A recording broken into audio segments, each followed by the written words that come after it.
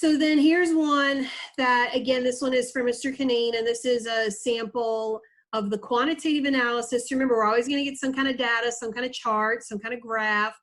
And the first question is always going to be explaining something about it. And we're going to have to, we know that in the question, we're going to at least have 2 countries that we're having to look at. So I've got executive roles in the AP6 countries, the CG6, head of state, head of government, commander-in-chief. And this one, of course, is a little dated because it still has, no, it's correct because it has Boris Johnson. And it even has our most current prime minister. So I thought that Dmitry Medvedev was hard to say. I think Mikhail Mishustin is just as hard. So these quantitative, I think, are a little step easier. So we're looking at how a pattern of information relates to democratization in the UK, draw conclusions about executive roles in authoritarian regimes, and explain how the information in the table relates to a parliamentary hybrid system in Russia. So we're going to come back to this. So these are kind of things we're going to talk about today. So our topics today are presidential versus parliamentary, and also including semi-presidential with that, or mixed system, whichever term you prefer. Then we're going to look at those executive offices. What do the head of state, head of governments do? What is their term limits? How do we get rid of them? What about our legislatures? What is their organization? And then our judicial system. So this is our political institutions unit, and this is a big chunk of what we do when we study these courses. So I just kind of start off reminding us about our CG6, that the UK is the only true parliamentary system that we study. China is authoritarian. I would consider them to be sort of a mixed system, kind of semi-presidential. But often when we think about these, we think we just say China's authoritarian. Russia is a semi-presidential. Iran, I would also consider just like China. It's kind of semi-presidential, kind of a mixed system. Mexico and Nigeria are both presidential, and they're extremely similar to the United States. So that makes it easy if you're kind of like, oh, what's the answer? My suggestion always is, if you don't know the answer for a Mexico or Nigeria question, pick what's closest to the US. That's often going to be the answer. And then I'm just throwing in the USA because we often use it as a comparison that the USA is also presidential. All right, so we're thinking about presidential versus parliamentary. Why would a country choose one? What are advantages, disadvantages? So when we're thinking about presidential, so presidential is typically directly elected by the people. So in the United States, we have electoral college, but India and us are the only countries who use electoral college. Otherwise, we're just voting directly. In Russia and Nigeria and Iran, they can have runoff elections where if you don't have a certain number of candidates getting a majority of votes or over 50%, then you can do a runoff, a runoff election. So there might be restrictions. So for example, like Nigerian presidents need to get 50% of the vote in 2/3 of the states, but they're elected directly by the people. They also typically have a fixed term, like they're serving in the United States and Nigeria for 4 years, and that's re-electable. They can serve again for a second term. In Mexico and in Russia, they're going to serve for, the presidents are going to serve for 6 years, though in Russia they may run again. And right now, and so the idea that they can run 2 terms, and they have to take 1 off. So Putin is looking at maybe changing that, like how long he can run. Typically they perform, the president performs like both roles of head of state and head of government. So we think back to our little pyramid where we have the state, head of state at the bottom, head of government at the top. So in a parliamentary system, your prime minister, who's your chief executive, is typically the head of government. Okay, so in a presidential system, that person serves both roles. And they typically have veto power. So we would see that the Nigerian president, Mexican president, American president, they all have veto power. In a parliamentary system, one of the things that distinguishes them is that they're chosen by their legislature. So therefore, they're indirectly elected because the people don't directly elect them.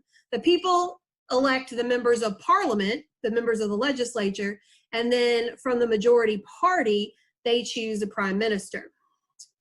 Typically in a parliamentary system like we see in the UK, Boris Johnson, the prime minister, is the head of government, and then the ceremonial roles is completed by the head of state, which is the queen. Now, in semi-presidential systems, okay, like Russia's a semi-presidential, they have a president and a prime minister. So there are some kind of different roles they serve. The majority of power in a parliamentary system, it's in the executive, because there is no it's in the legislature, because there's no separation or really true distinct separation of your executive and legislative branch. Rather, your executive comes out of your legislative branch. Versus in a presidential system, you should have more of a separation of powers and checks and balances. And in a parliamentary system, the prime minister doesn't necessarily have veto power, but really they wouldn't need it because the policy is coming from your majority party. You're not ever going to have divided government in a parliamentary system, and divided government can exist and often does exist in a presidential system. It doesn't have to. Like, for example, AMLO, the current president, Andres Obrador of Mexico, he has control of the presidency and of his legislature. The other thing, that terms are not fixed in a parliamentary system. And so you can have them serve for a long time. So for example, the Conservatives have been in control of the British government for quite a while, but like Theresa May stepped down and now Boris Johnson is, David Cameron stepped down before her, even though they all were Conservative Party. And Theresa May called for a snap election. Remember that snap elections are those that happen before that required 5-year that they have to have in the UK. And so those are all events that could happen. I found this nice little chart. I thought maybe kind of helps with elections, how that the voters like directly vote for the legislative branch and they directly vote for a chief executive in a presidential system. In a parliamentary, they vote for the legislature, who then chooses the chief executive, the prime minister, but it happens indirectly. Now let's think about cabinets for a few minutes. So cabinets are very important. We're talking about them in the sense that that's one of these great comparisons. So in a presidential system, the cabinet members are chosen and most often go through approval in the legislature, which they do in Mexico and Nigeria and the US. And the role tends to be limited. They tend to be experts in their field. Versus in a parliamentary system, especially when we're thinking about the UK, the purpose of the cabinet is, of course, to really just it's a party loyalty thing, and it's to reward those who are in the party, who are loyal, who have served. And there is this term that they often use in the UK, that the prime minister is just the first among equals. So I read this fascinating article about the UK when Boris Johnson had the coronavirus. He was not doing so well for a while, and all these people were talking about, oh, they were worried, what would happen to the British government. And one of the cabinet members spoke up, and he's like, I don't know why everybody is so worried. Like, you realize that we have an entire cabinet that functions and runs the government. And he basically used that term, again, that the prime minister is the first among equals and that they would continue on. Now, one of the things with the president in a parliamentary system, the prime minister, is that they do have to maintain the confidence of the majority so that they can keep on, and that definitely plays a role when they choose their cabinets. So when they had the coalition government in the UK under David Cameron with the Conservatives and Liberal Democrats, then of course some of the cabinet members came into play from the Liberal Party and from Liberal Democratic Party and from the Conservative Party. I also want to mention real quickly with the UK, just a reminder that vocabulary word, the shadow cabinet. So remember that the shadow cabinet is the opposite party, so the Labour Party in the UK, that they have people who follow and know what all of those folks are doing. When they have question time, which is one of the things I love about the British system, and they're questioning the prime minister, they also can question the cabinet members. So it's not just the prime minister that is answering during that time. So when we think about checks and balances and all those things, so in our, I meant to clean this slide up a little bit, but the on the left, of course, is the president, and on the right is a parliamentary system. So branches are very separate, independent of each other in theory. So for example, Mexico historically under the one-party system, their judicial branch was not very independent, neither was their legislature. So when I say in theory, that's how it's supposed to happen. It says that in their constitution, And it's happening more now, but it didn't always happen historically in Mexico. But they're all voted for, separately. The legislature is appointed independent, voted for by the people independently. There's supposed to be more checks and balances. So this is what we see happening in a lot of the West, and that has to do with, us, the United States, and a lot of influence on Latin America. So parliamentary systems are very common in Europe, and the prime minister, or sometimes could be called a premier. Sometimes the title is even president, but they still have a parliamentary system. So this is a little chart that I got from Mr. Hargrove, and it's basically from the College Board, and it just is kind of a reminder by each of these people how that the Chinese president, Xi Jinping, that he serves as the commander-in-chief, he's the chair, of the military, all these things. His term, although he's called the president, he's also called the general secretary of the Chinese party, the Communist Party. And then we have in Iran, we have the supreme leader, and we also have a president who is elected. In Mexico, there is a president who, of course, is both head of state, head of government, serves the Seño, a 6-year term that is not re-electable. Nigeria has, again, a president who serves both head of state and head of government. And Russia has a prime minister and a president. The president is elected directly by the people, and the president appoints the prime minister. And then UK has the Queen and then the Prime Minister. So that kind of hits all of our heads of government, heads of state. So the UK, we have the Queen is the head of state and the head of government is the Prime Minister.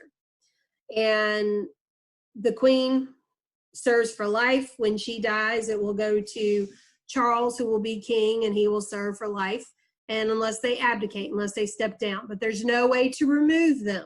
The prime minister, on the other hand, doesn't serve a fixed term limit, but can be removed with a vote of no confidence. And that happens when his party, not the opposition party, but his party or her party, in case of like Theresa May, has to call for the vote of no confidence. And if there is a vote of no confidence, then they will be removed from power. In Mexico, the president, who serves as both the head of state, head of government, serves a fixed term of 6 years, the Seño, where they cannot run for re-election. Currently, the president cannot be removed. There also is no vice president in Mexico.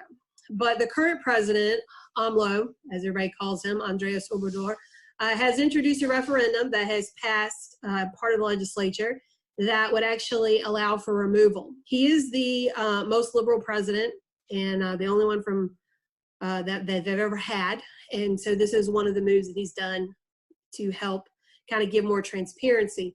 The former president, President Nieto, there was a lot of incidents of corruption. So when we think about term limits, like what's the good thing, what's the bad thing? So if you have a really great president, they can't run for re-election. If you have a really bad president in Mexico, you're stuck with them. And that kind of happened with Nieto. Nieto became very unpopular with a lot of different corruption and accusations of that during his time.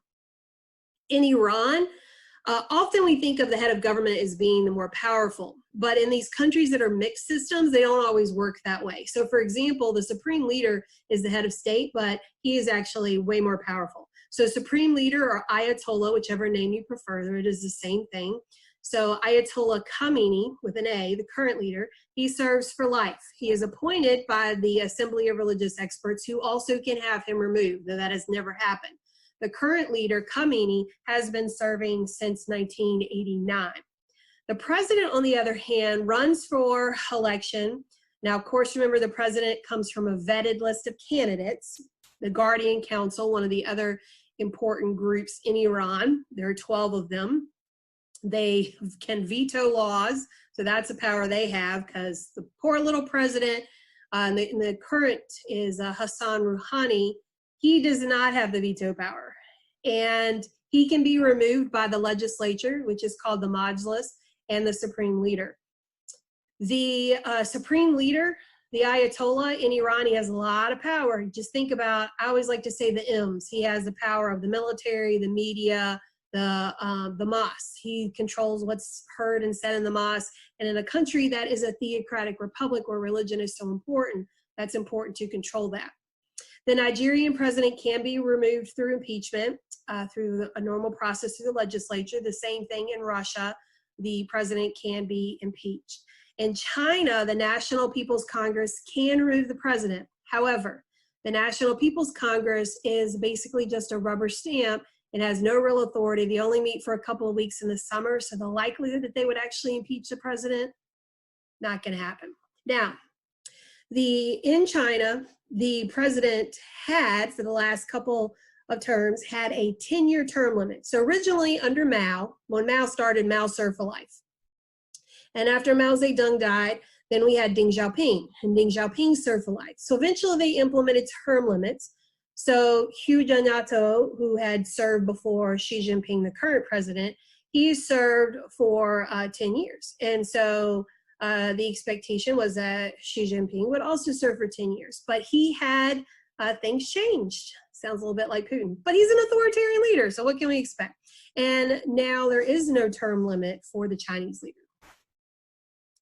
Okay, the names of our legislatures. Some of our legislatures are bicameral, having 2 houses, majority of them are, and then 2 of them are unicameral. So in Mexico, they function the same way the United States does, with pretty much the same powers. So if you have a strong US legislature knowledge, you're going to be fine with that.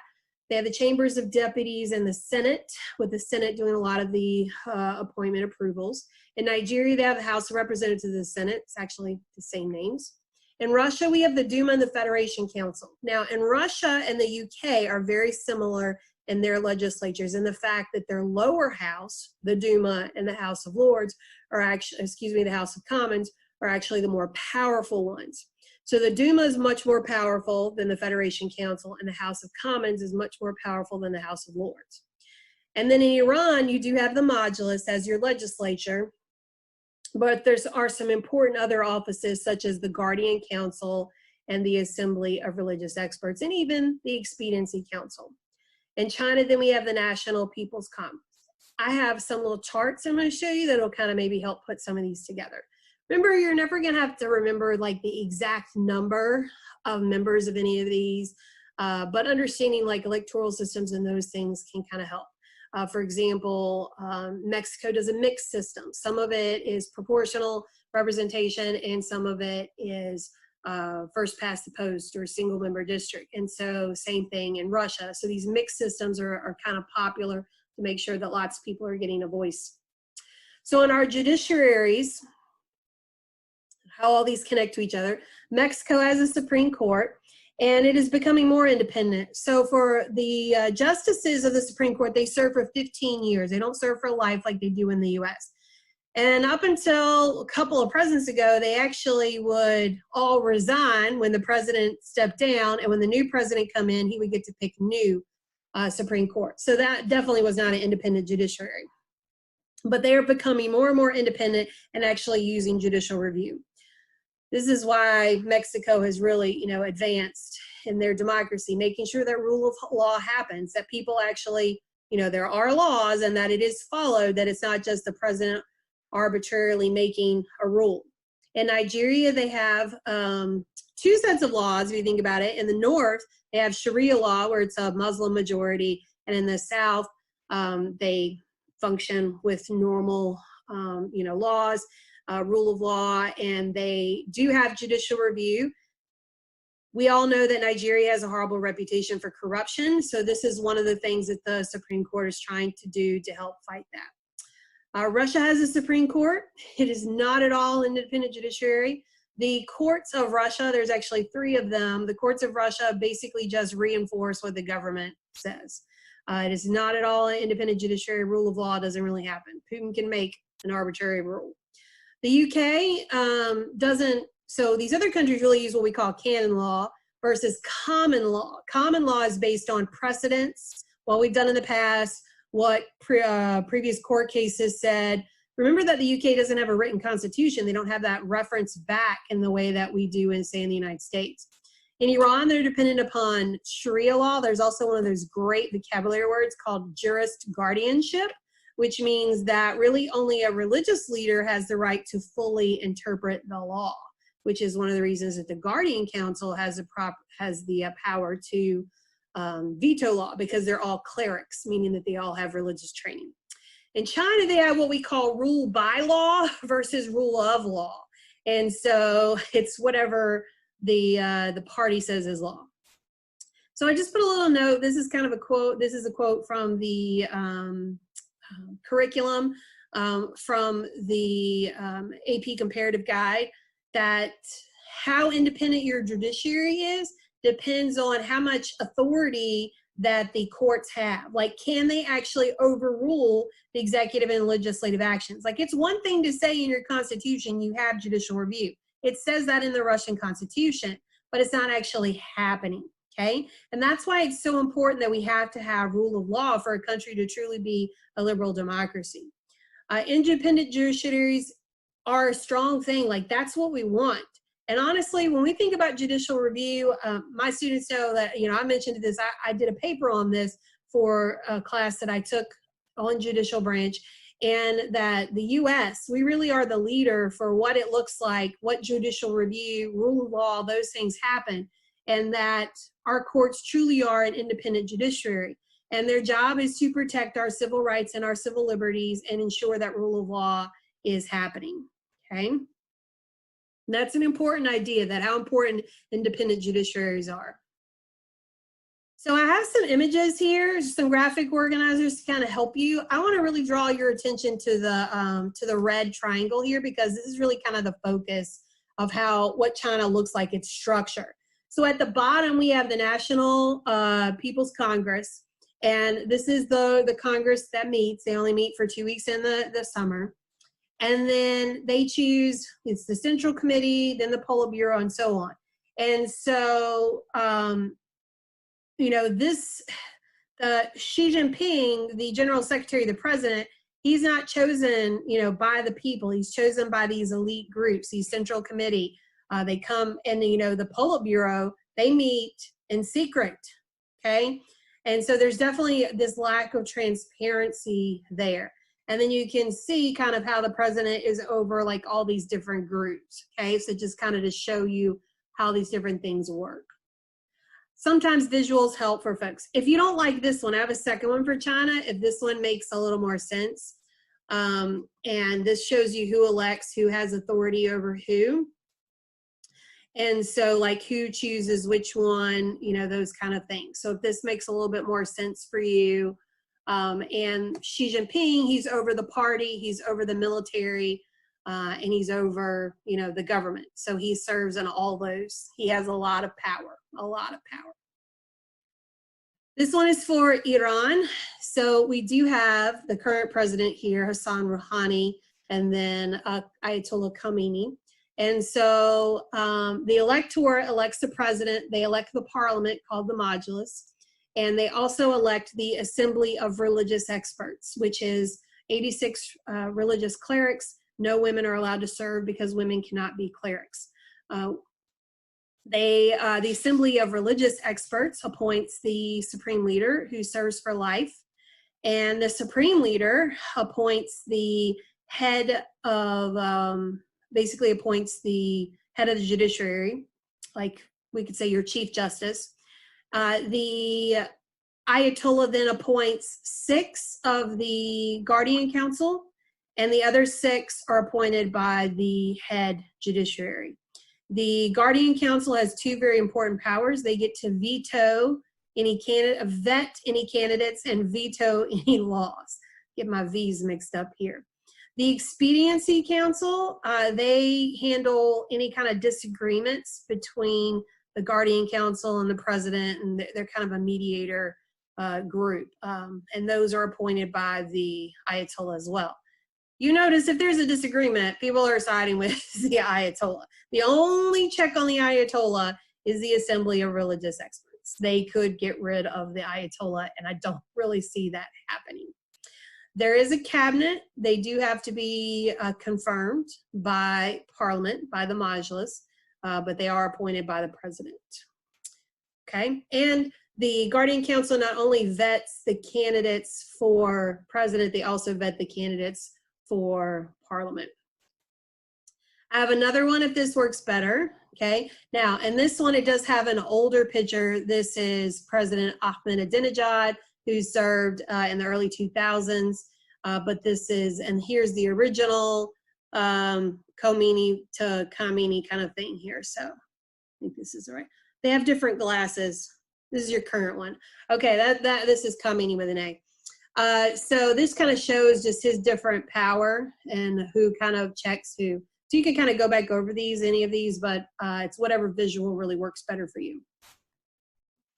And then this one I found for Russia that I believe a teacher had created. I thought this one was really good. I kind of like this, like who does what. So you've got the citizens who vote for the president, okay? And the citizens also, you know, vote for your, for the Duma, okay? And all the people, you know, how they're voting for each of these groups. The president, of course, nominates the prime minister and then nominates the members of the courts as well. Also nominates his cabinet, and those are approved by the, I can't remember if they're approved by the Federation Council or by the Duma. Okay. Then this one is for Mexico. I just liked this one because I liked all the information that was in it. Because I don't think that Mexico's government structure is really that hard to understand. But what I liked about it was just, I just loved all these, the different structure and things on here. So if this works for you, this one is kind of a nice one as well. Then this one is for the UK, just the idea that we have the elected legislature who chooses the prime minister. At the center, of course, you have the monarch. HM stands for Her Majesty's Government. So remember that the prime minister actually has to ask, the queen asks the prime minister to form a government on her behalf. There's that great clip that's at the beginning of, I don't remember what the movie's called. I think it's called The Queen, but where Tony Blair has to go and ask the queen to form a government. Okay, and remember the House of Lords is appointed. They serve for life. It is very prestigious to be appointed. They have very little power. They can amend and make suggestions. The Queen does actually have veto power, has not been used in hundreds of years. This is 1700s, I believe. This is a little hard to read, but I just really like this one because it had such good information in it too. So the Nigerian folks, they vote for the Senate, the House of Representatives, they vote for the president. This one is older. It's even where it says, good luck, Jonathan. And the current president, of course, is Muhammad Buhari. Let's start with the easier of the two questions, okay? So explain how a pattern of the information of the table relates to democratization in the UK. So remember that democratization is the growth of democracy. Another fancy word we have is democratic consolidation. And we would say that definitely the UK exhibits democratic consolidation.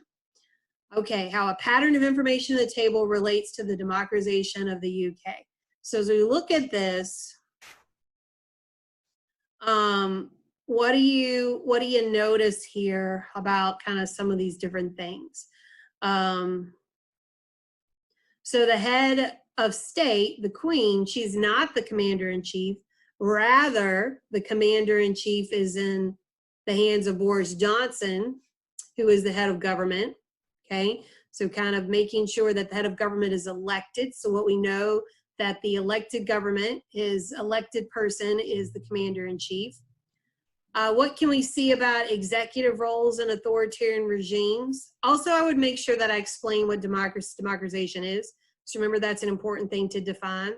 So what we notice about our authoritarian regimes, so you got to know which ones are authoritarian, right? So we're looking at Russia, Iran, and China. And as we look at those, what do you especially notice about, say, you know, what I can see is that the head of state is also the commander-in-chief in all of my authoritarian regimes, isn't it? The only ones that are different that also are the head of state and the commander-in-chief is Mexico and Nigeria because they're both presidential, okay? So I could draw the conclusion that in an authoritarian regime, the head of state is almost always, or in this case, in all these authoritarian regimes, the head of state is the commander-in-chief. Explain how the information in the table relates to the parliamentary hybrid system in Russia. So in Russia, they have a parliamentary hybrid system or a semi-presidential system. And so typically the head of state, like in the UK, doesn't have as much power as the head of government. But in the case of Russia, the president, Putin, has a lot of power. And so you could talk about that, the fact that they do have a president and a prime minister. So notice, they're not giving you any of these titles. They're assuming that you know that Mexico has the same head of state and head of government because they have a presidential system. They're assuming that you know in Russia that Putin is the prime minister and that their president, sorry, I'm getting tongue-tied here, and that their head of government is their prime minister. Okay, so there is some assumption that what you know, that when you look at Iran, you know that Khamenei is the head of state, is the Ayatollah, and that Rouhani is the head of government, the president, okay? And you don't even have to know those people, but just knowing that the prime minister is the head of government in Russia, okay? All right, so let's come back to the argumentative, because those are definitely the tougher questions. Before I go on, are there any questions? I have a question about that Li Keqiang, the head of government for China. He's the vice president. Oh. Actually, his title is premier. So he's considered to be what we would say is like a prime minister role. Okay. Does he have any legitimate power? No. Okay. Yeah, and he's not even necessarily somebody we might see become, like just because he serves in that doesn't mean that he's going to become the next general secretary. No, because that hasn't happened necessarily in the past. He's actually, well, I don't actually know his age. He looks very young, but yeah. Okay. Good question though. He's 64. Really? He looks really good for his age, like really good. How old is Xi Jinping? Xi Jinping. XI. He is 66. Really? Interesting. I can't believe Li Keqiang he's only 60. Yeah, this Li Keqiang, I would have thought that he was maybe 40, right? Yeah. At most. He looks a lot younger. All right. So develop an argument that assesses the effectiveness of executive term limits on constraining. So constraining, we need to rein back in, right? Limit an executive branch's power. And use the course concept in your response authoritarian regime, okay? So here's the question. Do term limits help limit executive branch's power? I would say no. Okay. So give me an example of a country that has a term limit, but it hasn't really helped limit the power. Could we use I guess I would have to say yes, because that would be easier, because I was going to think, like, China doesn't have a term limit and their president pretty much is omnipotent. Then you have like Iran Russia also doesn't either, does it? Who? So Iran, their supreme leader doesn't have a limit. And then also there's Russia, who is changing their laws to Could you talk about how that Putin has been in some form of power since 1996 or 97, how that he's gone from prime minister to president and back and forth?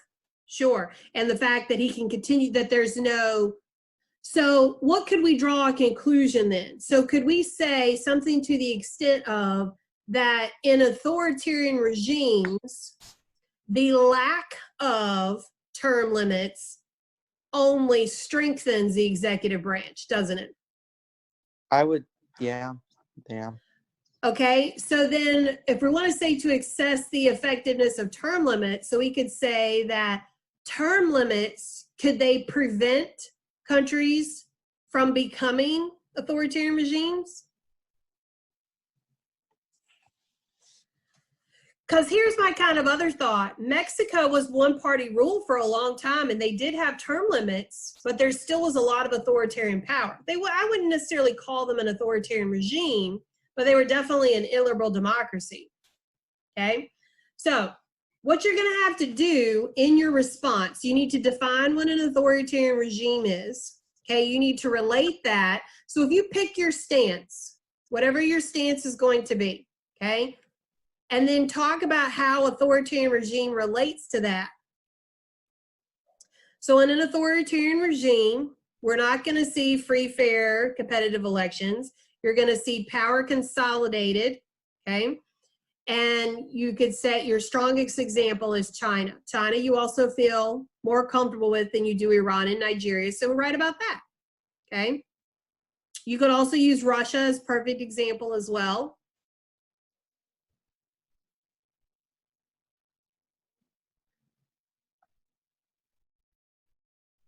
On another hand, you could also use the UK because they don't have term limits either, but yet they don't have an authoritarian regime. So there's not necessarily a correlation between, or a causation between term limits and executive power. Part of it probably comes into the play of, for example, in Britain, they do have the ability to remove their leader. It's very unlikely, like there is the power to remove both the Russian president and the Chinese president, but the likelihood of that happening, same thing in Iran, there is a power to remove him, but the likelihood of that happening. All right, so the question is, can you come up with something here to get at least a couple of points? Can you give me a definition of authoritarian regime? Could you talk about term limits in at least one of these countries? And you could use one country twice, but in a question like this, it's going to be better if you're using two countries for your evidence. In some questions, it would work to use the same country twice, okay? So you could talk about how that, like China, when they had that small time period where they did have term limits, you could, if you wanted to try to argue that both. But if you don't know that really well, that might not be your best bet. So I do think that, you know, China is an easy one to go with this. You could also talk about, you know, Iran.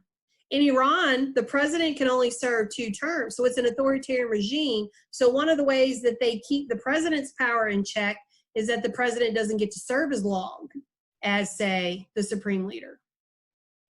So you gotta, whatever you do, make sure you bring it back to that. Are the term limits, how effective are they in reining in the power of the executive branch? And then you're just saying they are effective or they are not effective. And you can argue either way on this. And then you just have to tie in that term of authoritarian regime. We're gonna keep doing these because I think we're just gonna have to do like a ton of examples of them to really kind of feel stronger about them.